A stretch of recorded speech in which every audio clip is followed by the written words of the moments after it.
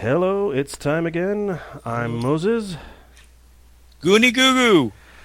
And that's Eddie Murphy's Sasquatch mother. I love that line. Goonie Goo Goo. That's because your wife, she's a Sasquatch. I was thinking about that since we were talking about Eddie Murphy last time. Just for clarification for anybody that wasn't paying attention the last 4 episodes, that was Dave. Yay. The resident expert. Yeah, expert on what we still haven't figured out. Okay, today's episode of Geek Talk Back. Please. Because you can't hear it, can you? Today's episode of Geek Talk Back is going to be a bit of a debate format. We are going to debate certain films as to whether or not they are classified science fiction or fantasy. Mm-hmm. And it works well because the 2 episodes ago we talked about sci-fi a little bit. Last episode we talked about fantasy.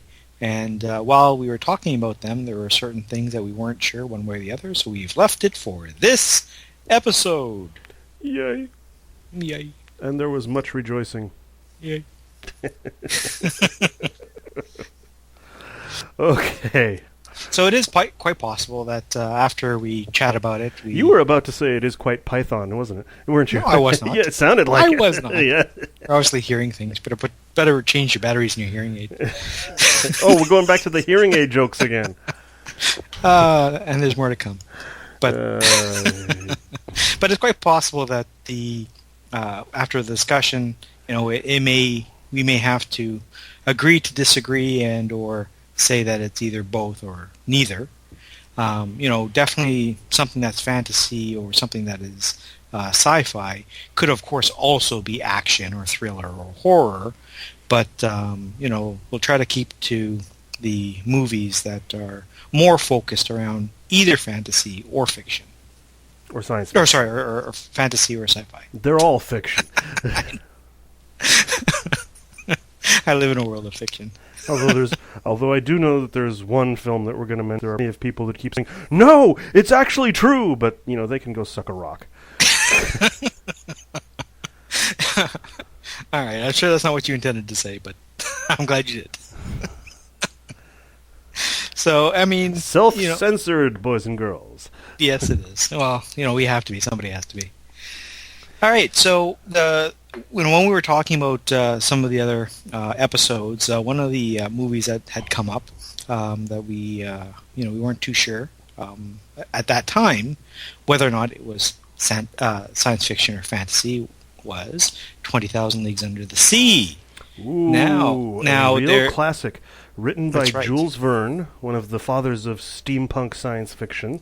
Yay, steampunk! And a film version was made by Disney Studios that starred Kirk Douglas and as Ned Land, and James Mason as the famous Captain Nemo. Captain Nemo, and at a first look, there's definitely sci-fi, even though it's not space, components of it because of this fantastic ship and the world that they live in. Well, at the time that it was written, it was science fiction. Jules Verne, along with H.G. Wells, they were considered the fathers of science fiction. Right. And pretty much, everything that Jules Verne has ever written of has in some way or another actually come to pass, even though at the time that he was writing this stuff, people thought that it was absolute nonsense. There was no technology that could possibly exist like that. Another aspect, actually, I'll get to later, but 20,000 Leagues Under the Sea.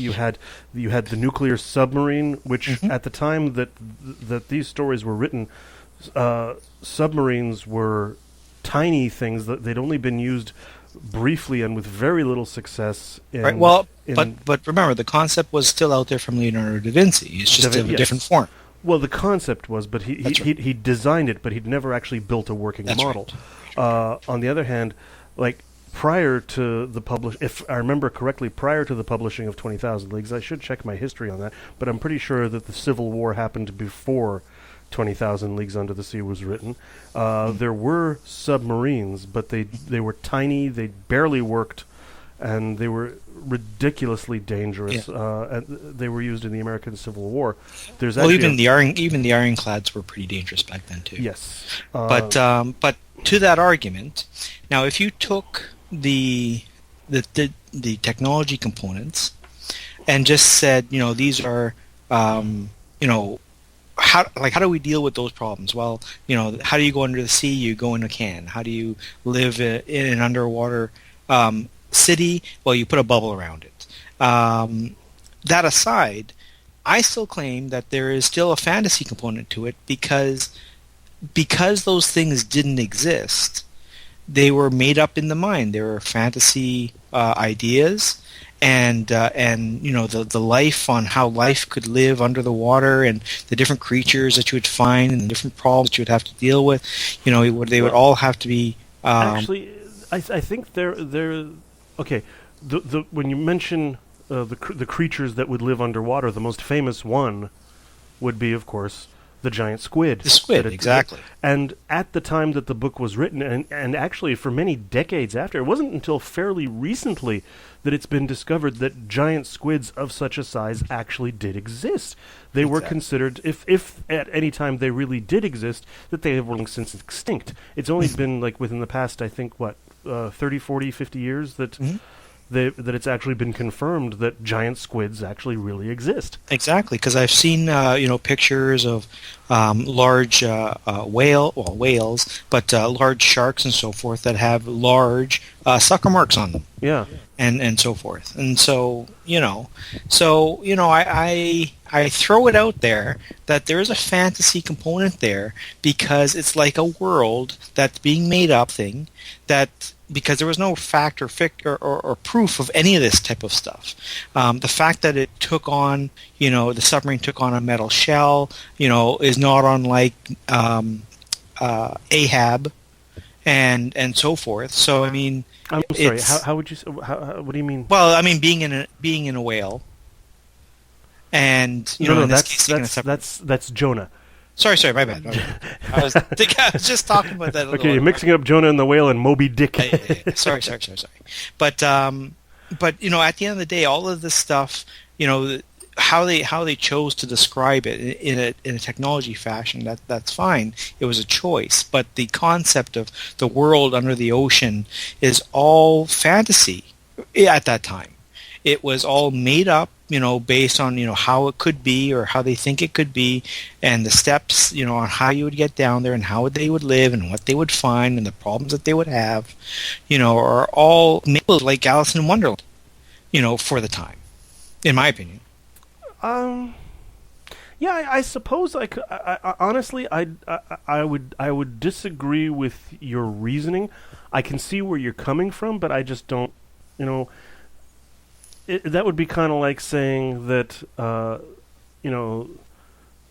the Star Trek communicators would be considered fantasy up until the point that somebody came up with cell phones, because there was nothing there that even came close to what a Star Trek communicator was like. Okay, all right. I mean, that's a specific example, but I'm talking about the premise of the story, being living under the ocean.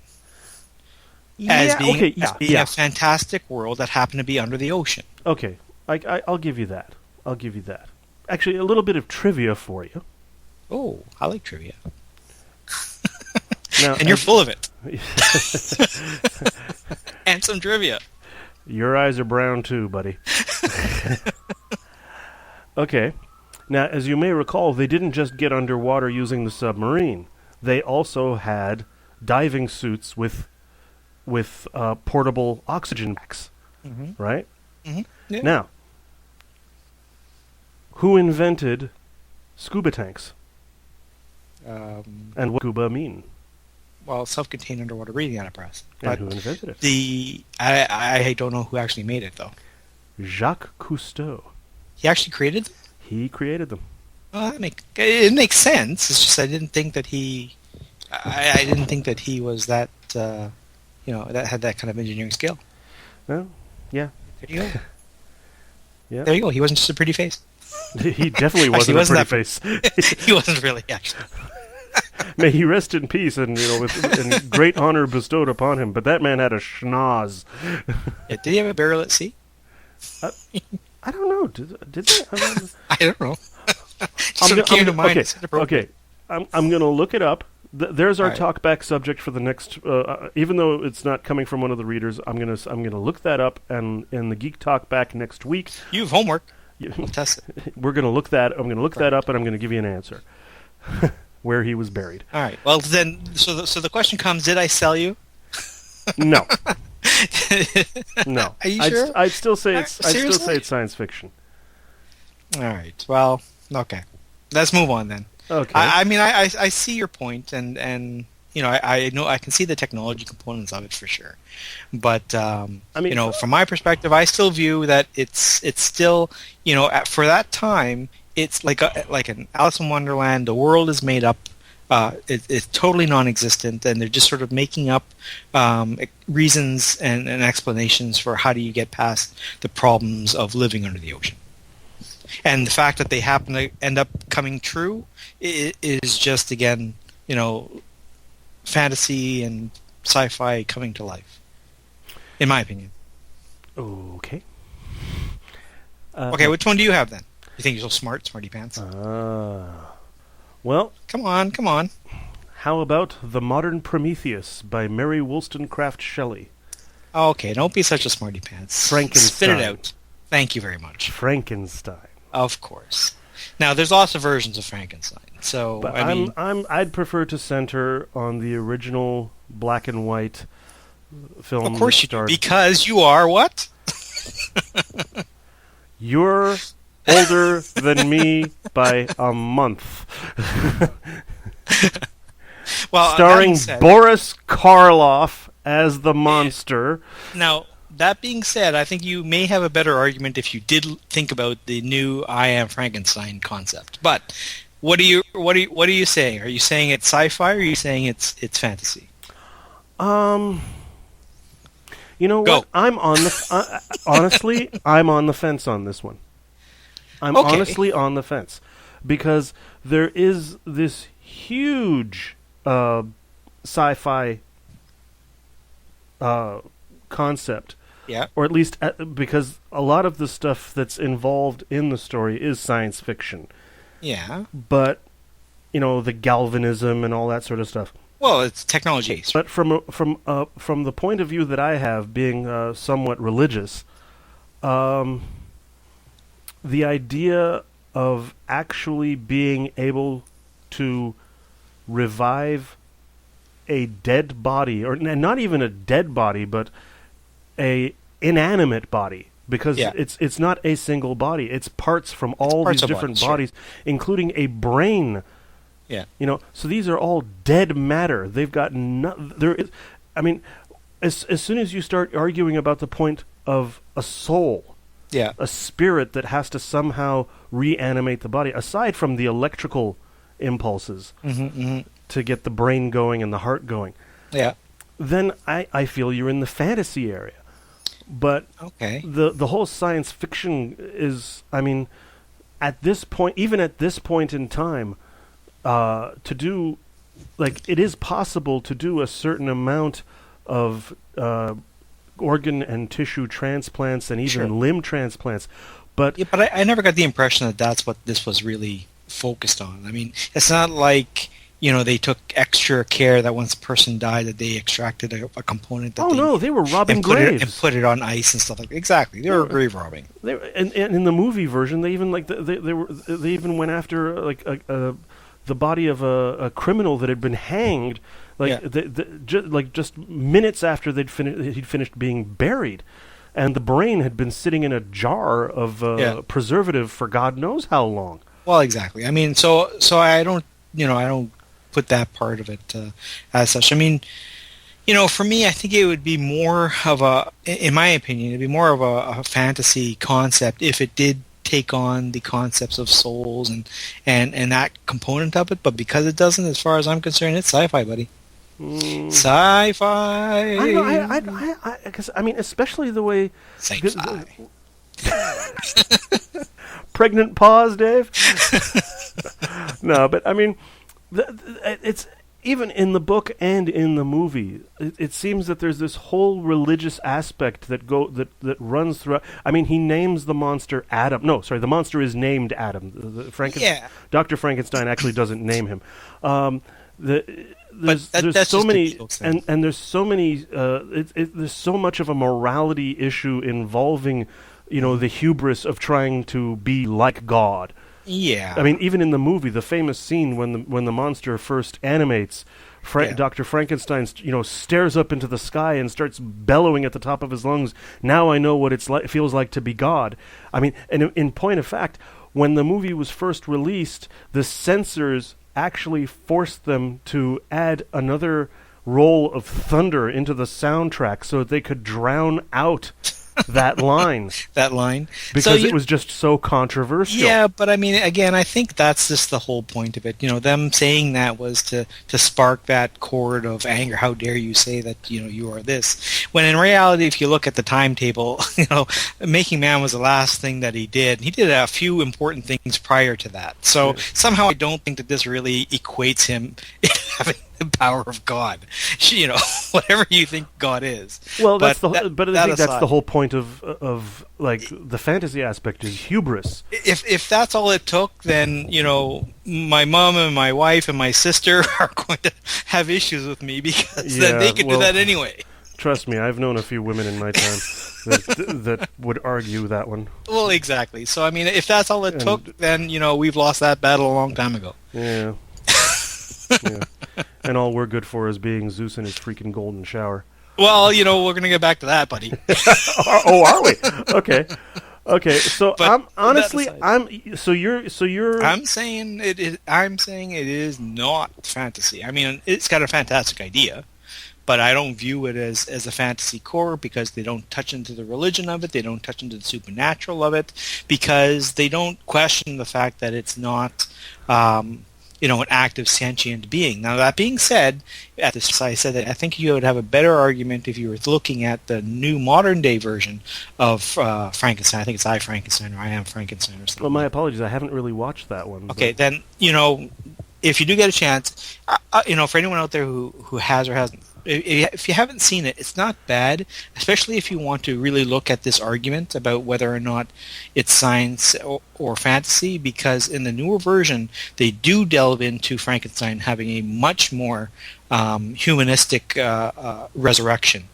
And the storyline involves that component even stronger. It definitely has a stronger technology component too because of modern day technology. Okay. But that aside, it actually I think pushes the envelope a little bit more towards fantasy. But I would still. Well, the other reason is science fiction. The other reason I'm pushing for the fantasy side of things is because one of the origins of the Frankenstein story was actually an old an old Jewish legend about the golem. Are you familiar with that? Yeah, I am actually. Keep going. Yeah, so the Golem of Prague. Yeah. Is Which is the flesh golem? No. I thought it was, or was it clay? Clay. Okay, sorry. But according to the Jewish legends, it was once it was imbued with a spirit, not a soul, a spirit. They're very picky about that. You really couldn't in the legends. Forget the movie. You couldn't differentiate between the golem and a regular human being, aside from a few signs like the symbol on its forehead, and the fact that it was incapable of speech. Okay, because I actually, you're definitely more knowledgeable on this topic than I, but I was always in the impression it was more of a subservient entity. Oh, it was. So where it did take on the physical manifestation of a person. Yeah. And of course, as you say, it didn't talk or whatnot. My understanding was it basically was inanimate until given a task to do, and then it would go do it, which No, it remained animate. Once it was created and imbued with a spirit, it remained animate. But the problem was that you had to be very careful as to what orders to give it. If you were not very, very specific, it would continue on doing. It would basically carry out your instructions. It would be literal. Yeah. Yeah. Okay. But you know what? And if based on what you're saying, that may be a better argument towards the fantasy side of it. Yeah. Because obviously there was probably some sort of technology, in whatever form. Smithing or whatnot to create the original. No, not really. It was. It's all religious based. Okay. According to the legend, he's actually given a message from God to build the golem. The rabbi in this story is given a message from God to create the golem in order to protect the Jews of his community, because the vast majority of the people in that community are so violently anti-Semitic that there's a terrible fear that they're all going to get wiped out. Right. But in the end, according to most versions of the legend, the golem becomes so unruly that the rabbi has to destroy it. And so, you see, part of what gives it its life is the Hebrew word for truth, emet, is inscribed on its forehead. And the rabbi rubs out the first letter. All that's left is the word met, which means dead. Oh, okay.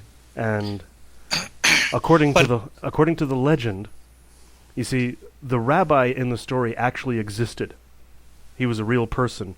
Mm-hmm. And there's a statue of the rabbi in the city square of Prague in the Czech Republic. And his synagogue still stands to this day. Oh, really? And according to the legend, the golem's, inanimate form still lies in the attic of the synagogue, and no one is allowed to set foot in the attic. Okay. Well, that's an interesting story to do. But, and along that lines, then, based on what you're saying, I would then have a hard argument to say that that's necessarily science fiction, then. But that being said, Frankenstein, in my opinion, sci-fi. All right. I'm still on the fence. To be perfectly get off honest, the fence. To be perfectly honest, I do to a certain extent lean towards sci-fi, but there is a part of me that does say fantasy. But I do lean towards sci-fi. No. It's sci-fi. It's definitely sci-fi. Moving on. Yeah, moving on. So so far we've got what, 2 sci-fis? Yeah. All right. No. Okay. We've got we've done 2 movies. We've got one sci-fi and one. And the other one is sci-fi. So the other one that came to mind. Well, that came. When we're talking about these things, I was thinking about Dune, like the old classic. The classic Sting. Frank Herbert novels. Oh my, yes, yeah. Sting in his blue plastic underwear. Yeah. Yeah, the outfits were pretty awesome, but the, obviously some of the sci-fi in that movie. I mean, honestly, there's a really good argument that could go either way. But I mean, some of the sci-fi in that movie. So I'm personally, which one are you saying? Are you saying it is? Sci-fi, fantasy, sci-fi, fantasy. Oh, that's a tough one. Honestly, I would still say shut up. I would still say sci-fi, but there is a heavy fantasy influence on it. But I would still say sci-fi. I mean, I had mentioned it because I was actually quite on the fence for, as you had said, but I was arguing the fantasy component of it because again, the story, it happened to be a sci-fi environment. We're talking about another planet. We're talking about interstellar travel. Interstellar travel, the technology, sure. But the fundamental of the story is about the essence of the spice and the legend and lore and the power that gets drawn from it, and the whole purpose and power of having this spice. And then you've prophecy and a chosen one. The prophecy, exactly. Basically a Messiah concept. Well, exactly, and then the control of the worms and so forth. And the worms themselves. I mean, well, yes. If you consider symbolic. If you consider the way that the worms are described in the books, I don't recall. Yeah, no, I'd even say even in the movies, those suckers are even bigger than a blue whale. Oh yeah. Well bigger than. So you're talking. I think at that point you're getting into the fantasy. Heavy well, into the fantasy. if you're talking about pure amazing. Well, I mean, I wouldn't necessarily say it's fantasy because of these gigantic worms, but I'm more arguing the fantasy component of it is because of the spiritualness, the spice, the legend, the prophecy component, which is magic. Yeah. It's a magical component, and they even combine certain things like the that weirding technology with the thing around the throat and with the voice, right? Yeah, the command. Yeah, and that actually seemed to be combining both science and fantasy into. Well, it's like chi, and chi is that fantasy. It's not sci-fi, like a person's chi or kai. Right? It's extending their body energy. I would not go so far as to insult certain cultures and religions by saying that it is a fantasy, because what? Sorry. Okay, continue. I would not. I would not go so far as to insult certain. You're being so politically correct to make our lawyers happy. I wouldn't go so far as to say that she is a fantasy, but technically, by the standard definitions, if you actually remove yourself from any kind of spiritual belief, then yeah, it's fantasy. You know what? I'm not going to even caveat it. I want to say that, I think that there are certain things that are fantasy, but just because we're calling it fantasy doesn't mean it's not real. Fair enough. All right? It simply means that we don't know. Just like some things that we would call science fiction doesn't mean they're not going to be possible in the future. So I'm not even going to caveat it. I'm saying that, the belief of the power of chi, some people say that they can extend it and they can make fire, they can make things move. But for nothing else, the calling and the verbalization prior to striking or whatnot, if it's just making your mood feel better or helping you focus your hit, whatever it actually does, or just increasing the flow of your naturally occurring adrenaline. Sure, absolutely. Whatever it is, it helps. Yeah, just look at some of the old videos of Bruce Lee giving live demonstrations. Well, that's another thing altogether, because I'm not going to go into whether or not it's true or not, because I'm talking about fantasy. Okay, I'm simply saying that it could be true. Let's keep things moving though, and let's give a final answer. What would you say? I'm saying that it. Okay, if I have to pick fantasy or sci-fi for Dune, no, let's be fair. If you want to go on the fence. I'm saying I'm saying it is. I'm not going on the fence. I'm simply saying it is both, because it has space travel, it has space suits, it has different planets. It's moving to different planets. It's science. It's fiction. Science fiction. And it's it is science. It is fiction. It is science fiction. And I'm saying it's fantasy. He's dumb. He's an ass. He's a dumbass.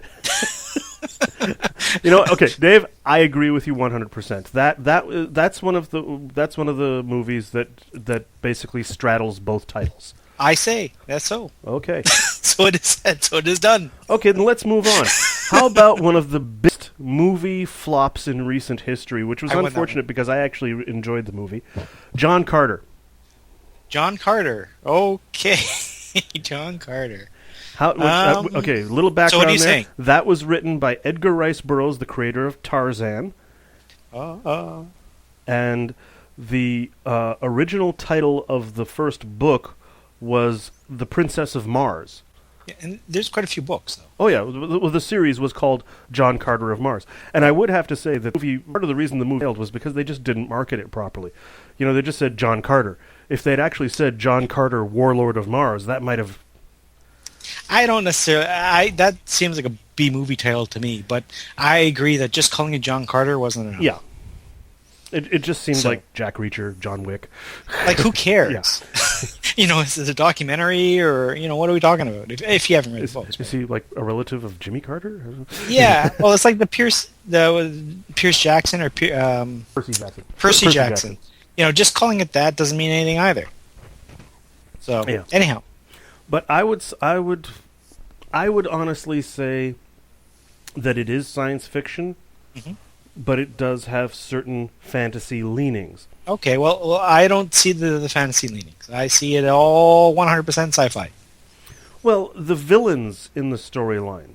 Okay. These I can't remember. I can't recall what they were called. Yeah. But those guys that seem to be quite You're all talking- powerful. Talking about the red people or the No, the other guys. Those ones that no one was really aware of who they were. Oh yeah. That were shapeshifters and all that sort of stuff. Right. Going through time and so forth. Right. Yeah. I'd say that that was the fantasy aspect. Do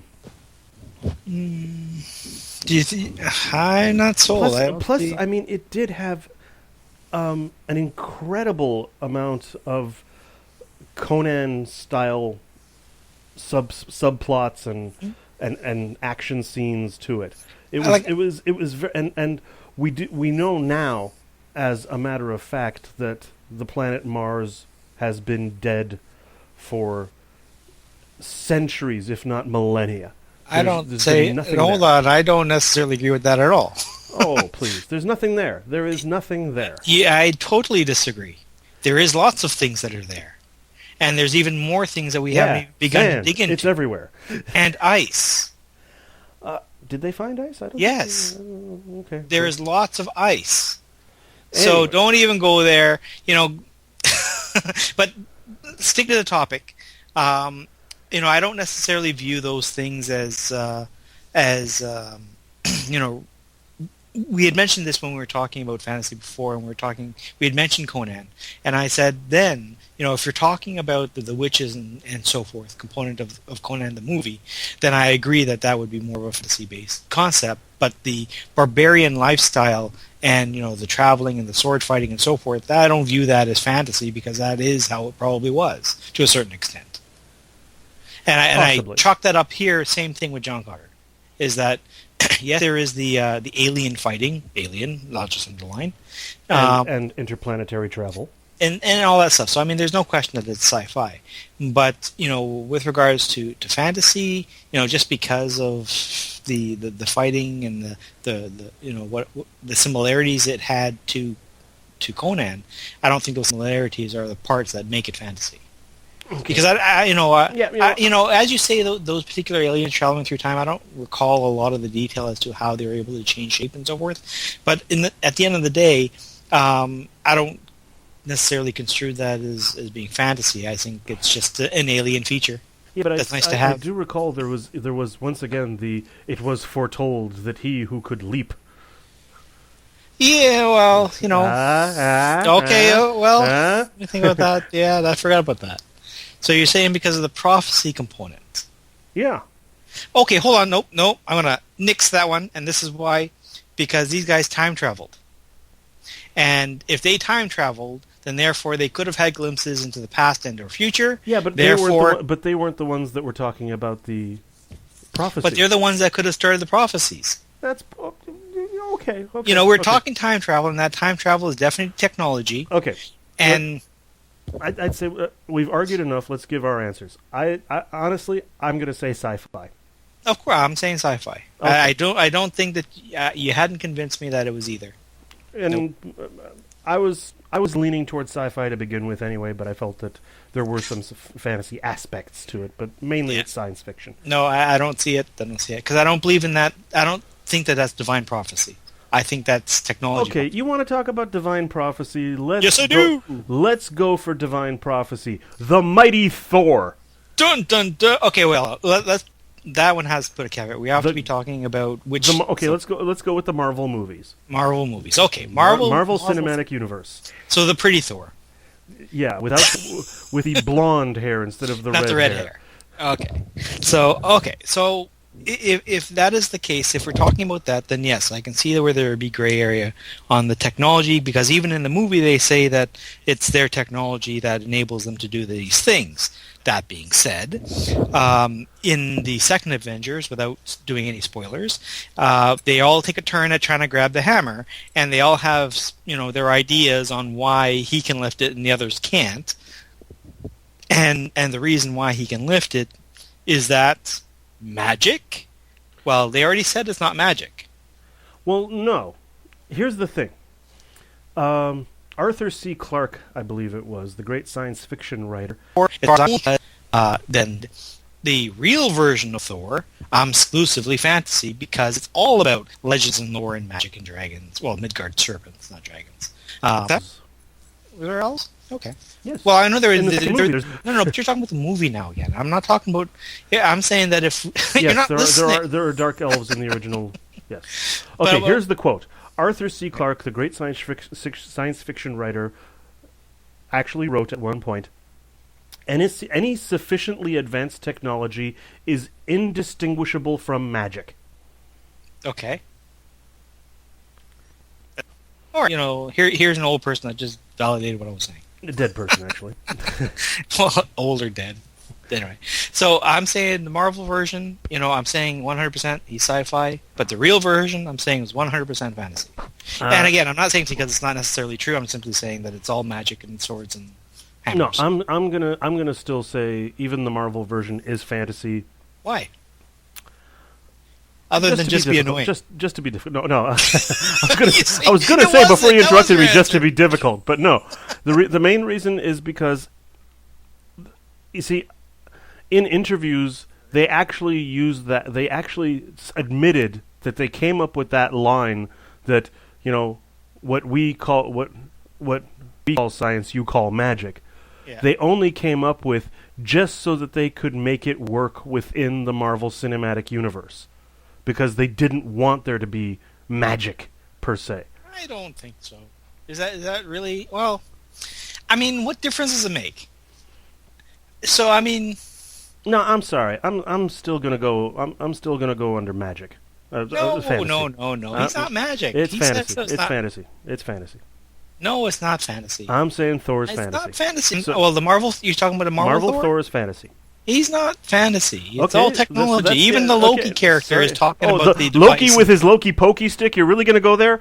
I am going to go there. I'm not going there. Even Stark broke that sucker down, and Stark is all sci-fi. No, Stark broke that down because Loki was trying to access his heart, and the reactor was in the way. So he was actually poking the reactor, not Stark's No, that's not what I'm talking about. I'm talking about when they had the scepter in the laboratory, and he and Banner are working on it, and then they find... Yeah. Okay. And that's sci-fi.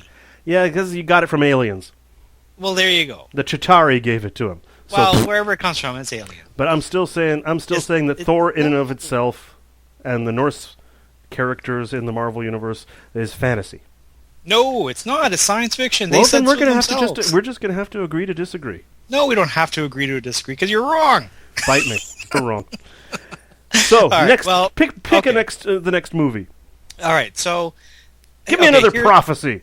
Okay, well, here's one that I'll bring up, and this isn't mine. It's something you and I talked about when we were in one of the previous episodes.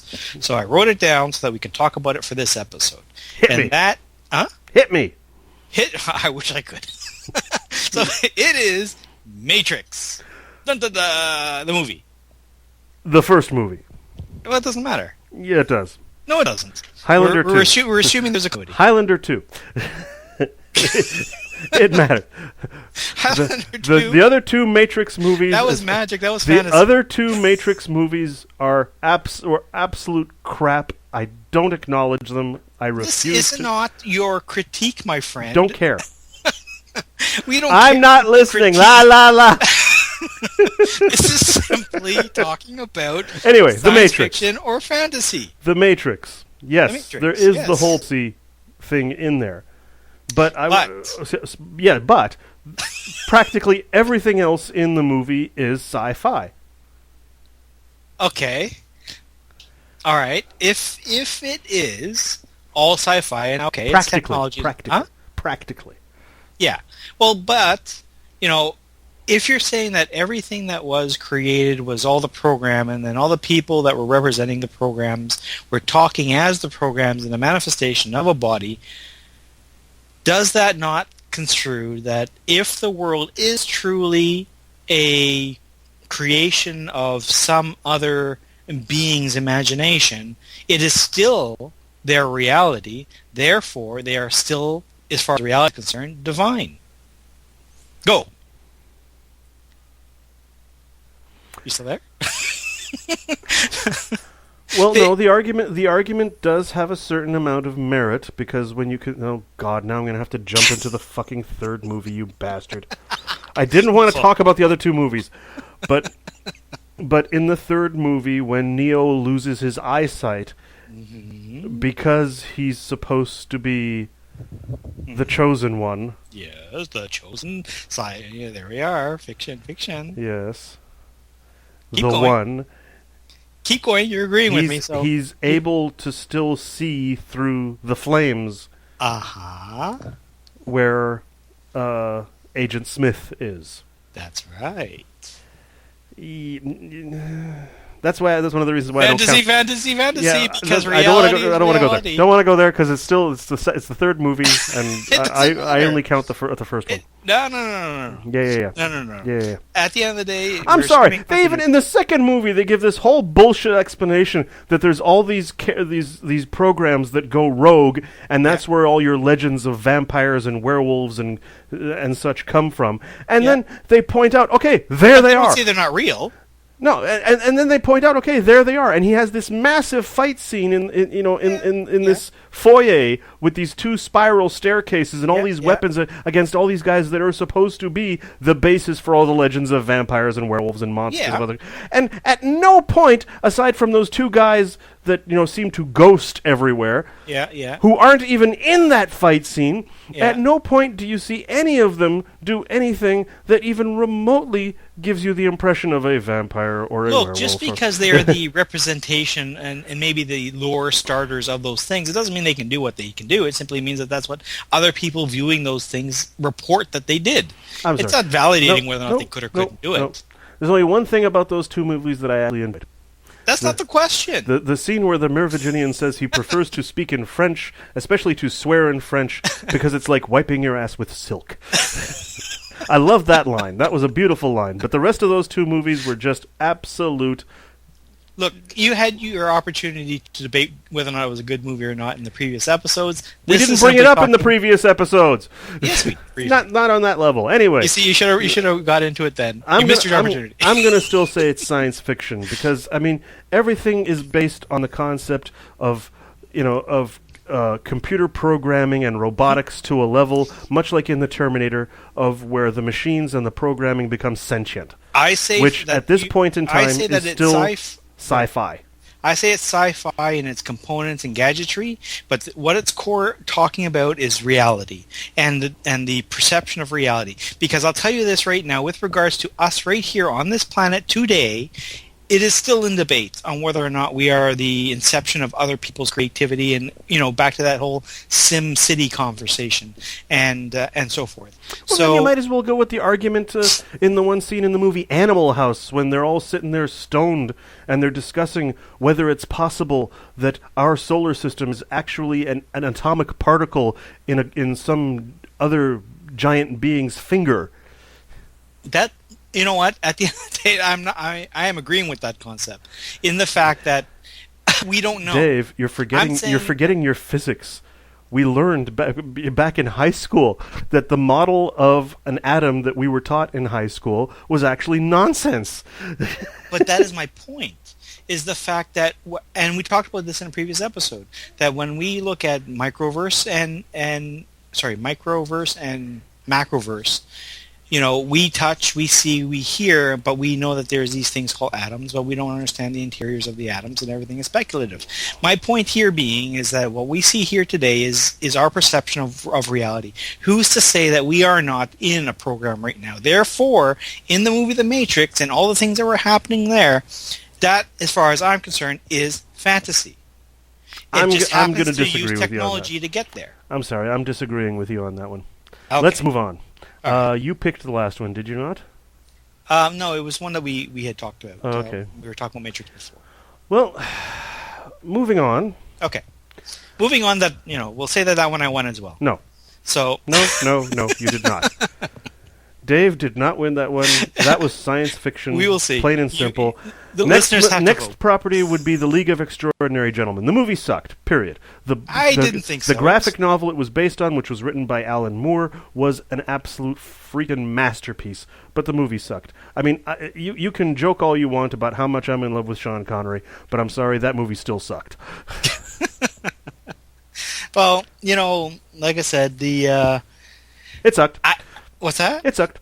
Okay, so again, we're It not really, talking really sucked. about your fictional belief on whether or not it sucked. We're simply talking about whether or not it's about fantasy or science fiction. I'm going to go with science fiction. Okay, why?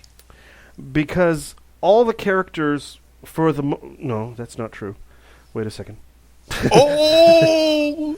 Okay, you've got the main characters. You've got Captain Nemo, Yep. 20,000 Leagues Under the Sea. That was science fiction. Debatable. You've got Dr. Jekyll and Mr. Hyde. That was science fiction. That Okay. was science fiction. Yeah, okay.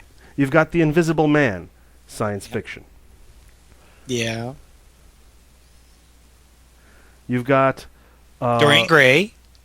Yeah, don't even, magic, again, thank you that's very the... much. Okay, you see, I'm still having a problem with actually acknowledging the movie. Vampires. Magic, thank you very much. Okay. And... Uh-huh. And, oh, crap, what was... Who? What was... There was the kid that shot the gun. No, the kid that... He shouldn't have even been there. That was Tom Sawyer, for God's sakes, which Yeah. is neither science fiction... Yeah, but That was- he was good for the movie. For the American population. They did that for the American population, much like they cut the movie Highlander down to a shorter version for the American population. Anyway, Nonsense. back to topic. But no, the main character, Sean Connery... What was the character Sean Connery played called? It was Alan Quartermain. Alan Alan Quartermain. Alan Quartermain Magic. Thank you very much. Thank you. Hello. Okay, I'm going to say it's both. I have to agree.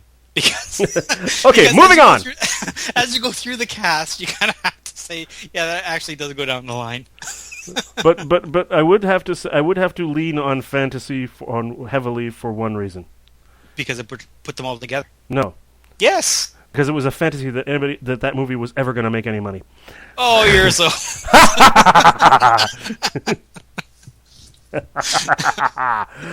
Avatar. Avatar. No. And I'm not talking about The Last Airbender. Are you talking about I See Blue People? Blue People. Blue People Wasn't Avatar. wasn't that a line in an Eddie Murphy movie? Which one? Blue Blue People. People Avatar? Blue People. Blue People. No, I See Dead People. Oh, that's the Fantasy. Anyway, back to Avatar. So what would you say, sci-fi or fantasy? Blue People Avatar. Blue People Avatar. I would have. Okay, to... let's make this simpler. James Cameron's Avatar. Okay. I would have to say, dude, that's a good one. I would lean towards fantasy.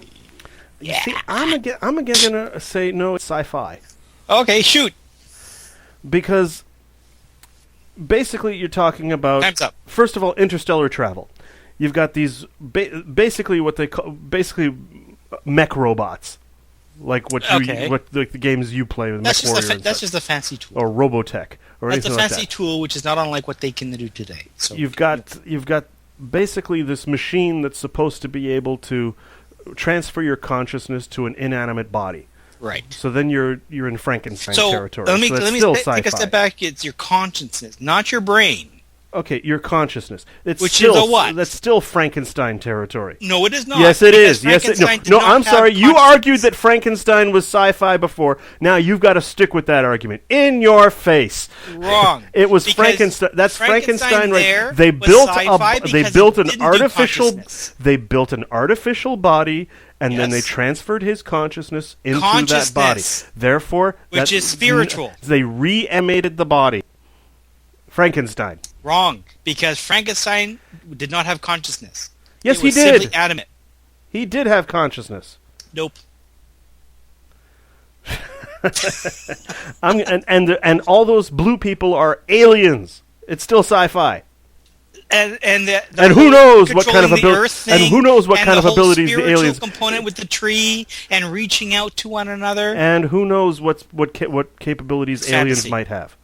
What? I mean, who knows what abilities aliens, if they exist, might have?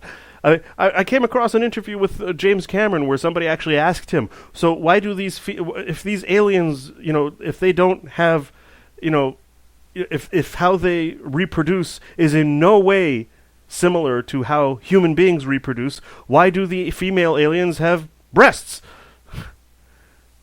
And his only answer was, because my audience is human. Exactly. So I'm sorry, we're still in the science fiction territory. Nope. Yep. Nope. Yep. Nope. Yep. Nope. Yep. Nope. Yep. Yep. Sci-fi. Nope. Sci-fi. Because it's consciousness. It's spiritual. It's a transference. Oh no, we're going and to be then going. you get the whole tree so thing, we're going into the and how they can tree read of out life, to one another, and how Pocahontas they thing. feel the environment, feeling touchy-feely, not sci-fi. Are you going to go smoke a doobie and listen to the Allman Brothers now? I may need to after speaking to you about this. Okay, to be fair, I was just being difficult that time. I would have to say Never. Oh yeah. Well, sometimes somebody has to take your place. There is no replacement. I'm going to have to say it straddles the line. It straddles the line. It's both. Nah. No? Okay, give me another movie. All right. Inception. Oh, Inception. Oh, my. Now, that was an interesting film. It was an interesting film. I'm not sold that DiCaprio was the best person for it, but... Considering how much we've disagreed so far today, in this one case, I got to agree with you. I'm not a big fan. I'm not a big fan of DiCaprio. I mean, I think he has his moments. But anyway, that's not what our topic is. We're not critiquing the movie. We're simply talking about... Speak for yourself. Is I'm this going to critique every sci-fi single or one is of it these films. fantasy? What? Speak for yourself. I'm going to critique all these movies. All right, well, you do that on your own time. We're not going to waste the audience's time. Oh, we're already wasting their time. I think we've only got 10 minutes left. But all right, so we'll just assume the rest I'm right and you're wrong. Let's just get to the end. I'm going to say Inception's, again, straddles the line. Okay. I'm going to say that it is Tick. See, you can't Tick. straddle the line because that's too easy. It's a cheap... I'm sorry, you said that on Dune. Well, that's because it was. Yeah.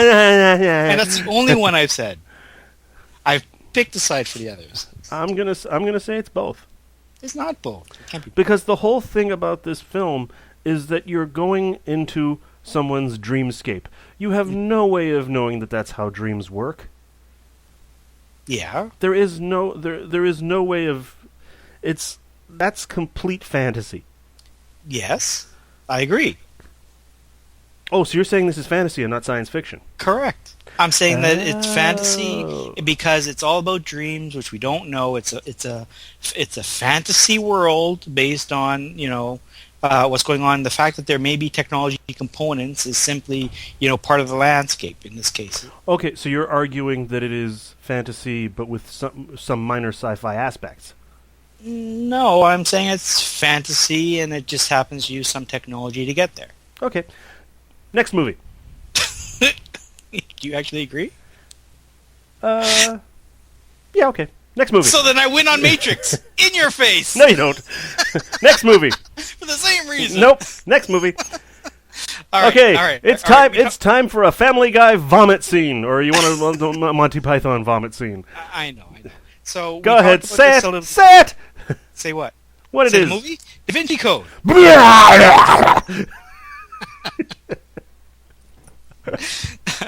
Chunks flying everywhere. Why is it always All right. carrots? Okay. Well, again, we're not talking about whether or not how wrong you are, but whether or not it was good or bad. Okay, I'm just flat out saying this is nothing but fantasy. There is no sci-fi in this at all. Yeah.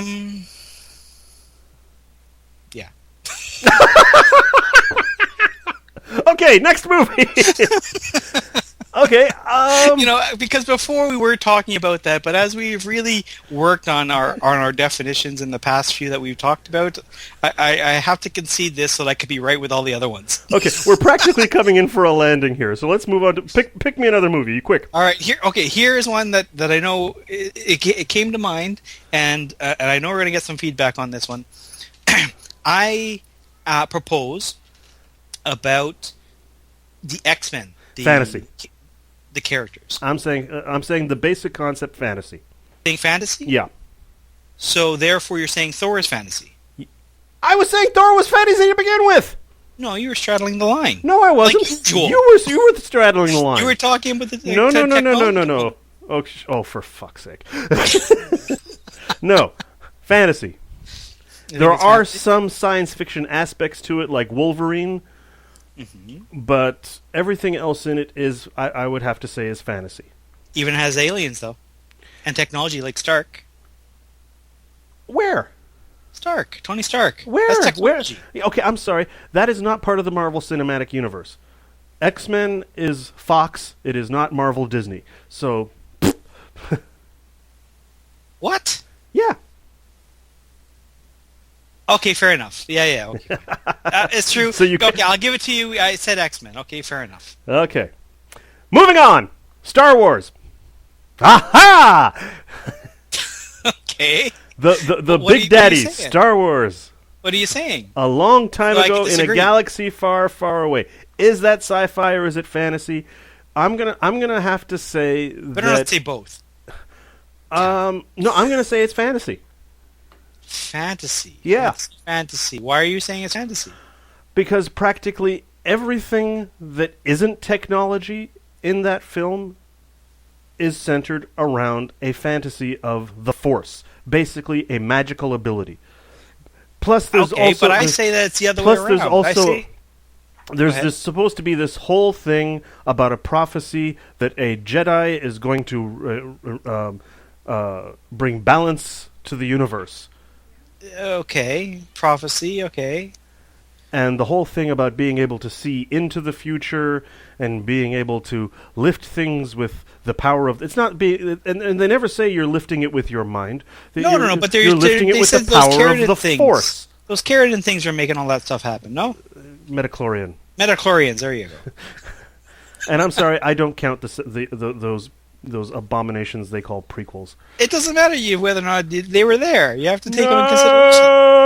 You can't pick and choose your argument. Just like Darth Vader said in the third movie, no! Your father? I'm sorry, those are just awful. And no, it's fantasy. It's science fiction. Everything about it is science fiction. It's fantasy. It's got aliens, for God's sake. It's fantasy, because it's a long time ago. In a galaxy far, far away. It's a fantasy. You're not going to walk there. It's a fantasy. They don't even say at any point that the people that look like humans in that movie are human. They don't materialize there. They fly there. And half of them are using the Force. Well, but that is the Force. Yeah. Well, not half of them. It's dying out, right? And I'm sorry, but any universe that has something like Jar Jar Binks, that's a fantasy. All right, I'll give you that. Okay, so we've gotten through. We gotta move on nightmare. Here. I win. All right. So fair enough. I'll say that you won one out of the whatever list we had.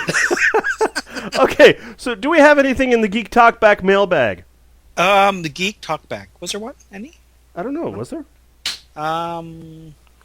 Oh, golden showers. That's what I wanted to come back around to. Oh, my friend. Goodness me! You're going to touch on that one. That's you and your perverted little mind. I got the impression that you really didn't want to talk about that when I was bringing it up at the. No, you're bringing up a lot of things. I was So bringing. they get it in this episode, but that's not what I'm talking about. I'm talking Mr. Over infatuation with the term golden shower. I was not over infatuated. I was just trying to point out that the ancient Greeks were a sick bunch of pervs. That's what you said, but that's not what they meant. Okay, to be fair, we don't know for certain what they meant. do! And the term golden shower, the way I was jokingly used it, is a modern term. There is no evidence whatsoever that would indicate that golden shower that the ancient Greeks were referring to, or sorry, a shower of gold or a rain of gold or a golden rain, actually meant that Zeus. It had to be a That literal Zeus impregnated a human woman by pissing on her. So yes, to be fair, that doesn't. It could mean that he just came down in a golden ray of light or in a rain of gold or something like that. It doesn't necessarily mean that Zeus was pissing. It could. I mean, for all we know, it could mean that he was ejaculating gold. I don't know. All right. Now you're gonna get more letters. Letters, hate mail, what the hell? And that's just Marriage proposals. Sorry, I'm already taken. Nah. All right. So anyhow, that is that. Yeah, I think we've pushed this subject matter to its absolute limit. Yeah, so definitely there's a lot of controversy there, but I think I cleared up that I was right in most of them. No, you weren't. And you can write us and you can tell us how right I was. Or you can tell us how delusional Dave was. Now, Anyway, actually, I once also, for this particular Geek Talk Back, I did want to mention that we did have someone that wrote us with an excellent topic idea, and if everything does come into play, if we're able to get everything sorted out on time, perhaps in the next podcast, would that be episode 6? Yeah. We will hopefully be able to do that topic. The topic that he suggested was to do a topic on video games. Cool. I suspect it'll be mostly focused on like the newer online video games. But he suggested it, so I'm letting him run the show, and we'll put that on, and we may even have another speaker joining us that will help add some expertise to our conversation, because we both know that you know nothing about video games. About video, well, at least about modern video games. You want to go talking about Yeah, what we had in the arcade and on the Atari 2600, yeah. Yeah. Anyway, so that was Geek Talk Back, ladies and gentlemen. Tune in next time for another episode of Geek Talk MD. Yeah. Pack up your lucky dice, put away the Chinese food menus, and good Good night.